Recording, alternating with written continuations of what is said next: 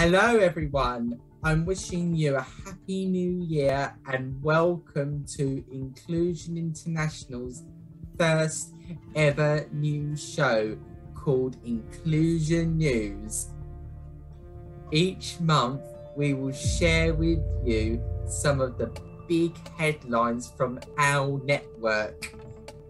And today's episode, we are talking to two members of our leadership team at Inclusion International, as I'm inviting the president of Inclusion International, Swenson, is joining us live from Washington in the United States of America, and Vice President Mark Mapemba, who is from Malawi.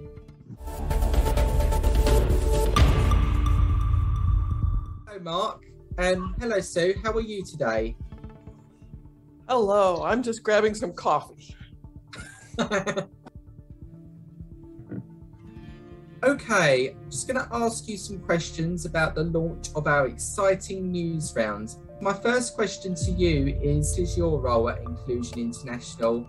I'm president of the board, which means I chair the monthly meetings and try to do as much other work as I possibly can. I'm the vice president of Inclusion International board, and Sue is my boss. I work under Sue and assist on decision making for several advocates and people with intellectual disability in the organization. We're partners. I'm the parent of a man with disabilities who died a while back, and Mark is a man with disabilities, and we try to model the kind of partnership that we want to see.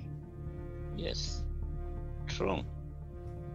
What does Inclusion International do? Little secret is that we do a lot more work than our image is that we're this great big organization, but we really are a little tiny organization. And really what we are is the glue between our members around the world. So we have members in many countries that are run by family members and self-advocates, hopefully together, and that agree on our statement of unity. And we work with them to try to help them make things better in their country. And then we go to the UN and bring their voice to the UN if we can, or to the World Bank, or to other places where the voice of people with intellectual disabilities needs to be heard, which is everywhere. Just to add on that, we empower and support the self-advocates. We are building a network of self-advocates, people with intellectual disability, so that they can know their rights, make a voice, and bring in change in their communities. And my next question to you is, how will the launch of Inclusion News benefit self-advocates, our members, and people with intellectual disabilities around the world? Let me take this one first.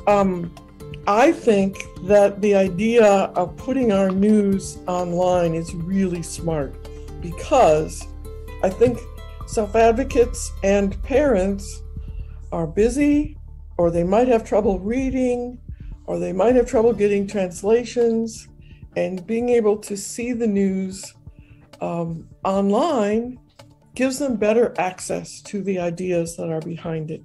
I also think, I hope that the news will feature stars in our network from various parts of the world. And this will be a great introduction. So you might see someone talking about their work from Colombia, and you live in Eastern Europe, and now you kind of know them a little bit because you've seen them on the program, and maybe it makes a better connection. I think this platform will help a lot, because most of the communication how we know what others are doing, we only normally use face-to-face. So using this platform, it will give more details or bring together what others are doing, and we learn from them. Yeah. Okay, what news do you hope we will cover? That's such a good question. I mean, obviously, I hope we cover our members' successes. I also I hope people will share what their problems are, what the issues are, what they're working on, what they wish they had an answer for. I think that would be really great to do that too, because we don't want to make it look like everybody else has everything figured out. We want to make it look like we're all working together on the same questions. And also in Africa context, I think it will help people to understand what it means to have intellectual disability. Because this is one of the challenges that we are having or facing, because people don't know what intellectual disability is. So having this kind of shows, I think it will help to give information out there, and they will understand and know how they can work with us. Having a show that's webcast helps people see that the range of what people experience as intellectual disability is enormous. There are people who, I mean, sometimes when you write things, you say, this is a person with autism, or this is a person with Down syndrome. Everybody thinks they know what that means, but it's different for every single person. So I think the idea of a news program is that we can be a little bit more realistic about what people's your own experience is. Thank you for watching our news show, and thank you, Sue and Mark. So thank you for listening for today, and make sure to follow our social network channels, our social media channels, to catch up on the next month's episodes. And if you have any ideas on how we can make this show more accessible, please email us or email me at harry.roche@inclusion-international.org.